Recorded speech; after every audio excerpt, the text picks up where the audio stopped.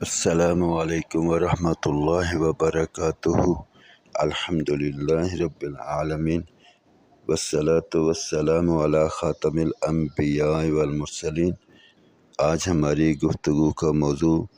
دین اسلام اور فرائض دین سیکھنے کی اہمیت اور فضیلت سے متعلق ہے۔ الاعمال جلد 1 صفحہ 70 پر حضرت جریر رضی اللہ عنہ فرماتے ہیں، ایک دیہاتی آدمی نبی مکرم صلی اللہ علیہ وآلہ وسلم کی خدمت میں آیا اور عرض کیا، مجھے اسلام سکھا دیں۔ نبی مکرم صلی اللہ علیہ وآلہ وسلم نے ارشاد فرمایا،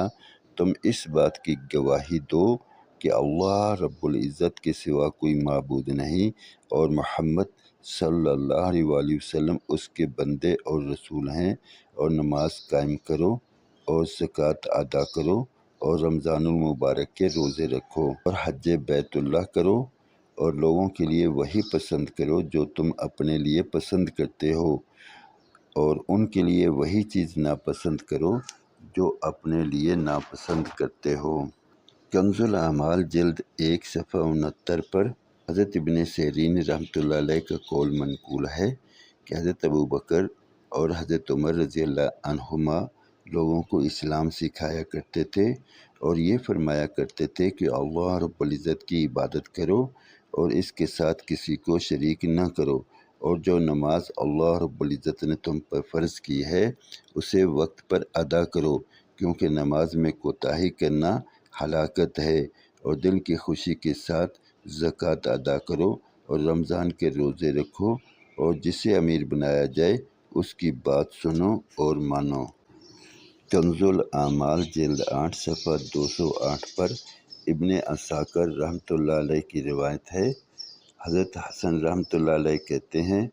حضرت عمر بن خطاب رضی اللہ عنہ کے پاس ایک آدمی آیا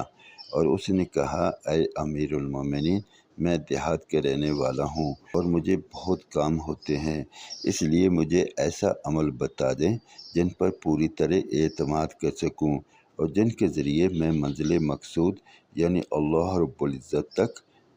اور اللہ کے فضل سے جنت تک پہنچ سکوں۔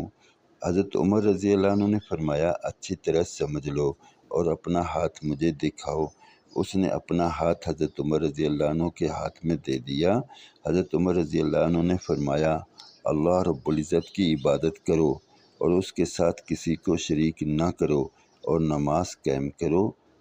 فرض زکوٰۃ ادا کرو، حج اور عمرہ کرو، امیر کی فرما برداری کرو، لوگوں کے ظاہری اعمال اور حالات دیکھو، ان کے پوشیدہ اور چھپے ہوئے اعمال اور حالات مت تلاش کرو، ہر وہ کام کرو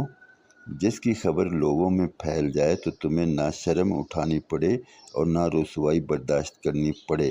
اور ہر اس کام سے بچو جس کی خبر لوگوں میں پھیل جائے تو تمہیں شرم بھی اٹھانی پڑے اور رسوا بھی ہونا پڑے۔ آدمی نے کہا، اے امیر المومنین، میں ان تمام باتوں پر عمل کروں گا، اور جب اپنے رب سے ملوں گا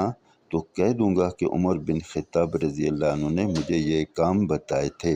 حضرت عمر رضی اللہ عنہ نے فرمایا، ان تمام کاموں کو لے جاؤ اور جب اپنے رب سے ملو تو جو دل چاہے کہہ دینا۔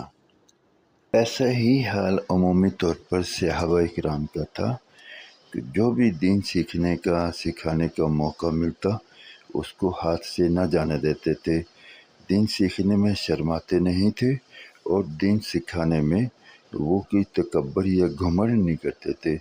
بلکہ عاجز بن کر دین سیکھتے تھے اور عاجز بن کر ہی دین سکھاتے تھے۔ دین سیکھنے اور سکھانے ہی کی وجہ سے بعد والوں میں دین پختہ ہوتا چلا گیا اور وہ ایک دوسرے سے بڑھ کر دین پر عمل کرنے والے بن گئے۔ کتنا ہی آسان طریقہ ہے اگر آج ہم بھی دین سیکھنے اور دین سکھانے کی جد و جہد اور محنت میں لگ جائیں۔ اگر علم نہ ہو تو عاجز بن کر دین سیکھنے کی طرف متوجہ ہو جائیں، اور جس کو جتنا علم آتا ہے اس کو وہ عاجز بن کر سکھانے کی طرف متوجہ ہو جائے۔ پورے کا پورا علم آنا یہ ہر ایک کے بس میں نہیں، اسی لیے تو نبی مکرم صلی اللہ علیہ وآلہ وسلم کا ارشاد مبارک ہے کہ اگر آپ کو میری طرف سے ایک آیت بھی پہنچے تو اسے آگے پہنچاؤ۔